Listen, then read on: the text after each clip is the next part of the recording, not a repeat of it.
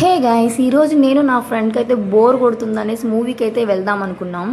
Book my show open చేయగానే ఓబేషన్ అనే English movie అయితే ఉన్నింది. ఎప్పుడు తెలుగు మూవీకైనా ఇంగ్లీష్ మూవీ ఎక్స్పీరియన్స్ కూడా ఎలా ఉంటుందో చూద్దాం అనుకున్నాం. మూవీకి వచ్చే ముందు ట్రైలర్ అయితే చూసాము. అది హర్రర్ మూవీ అనుకున్నాము. ఓకే, ఈగర్లీ వెయిట్ చేస్తూ ఉన్నాము. డెవిల్ వస్తుందా, ఎలా ఉంటుంది ఇంగ్లీష్ మూవీలో డెవిల్ ఎలా ఉంటుంది అనేసి.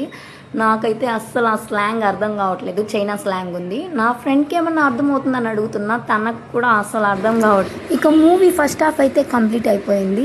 ఇంకా నేను నా ఫ్రెండ్ అయితే పాప్కార్న్ కోసం అయితే వెళ్ళిపోతున్నాం. అసలు మేము మూవీకి వచ్చేదే పాప్కార్న్ కోసం. పీజీఆర్లో పాప్కార్న్ అయితే చాలా బాగుంటుంది. ఇక సెకండ్ హాఫ్ ఎలా ఉంటుందో ఏమో అనుకొని మూవీ అయితే చూడడం స్టార్ట్ చేసాము. మూవీ అయితే చాలా ఇంట్రెస్ట్గా ఉంది.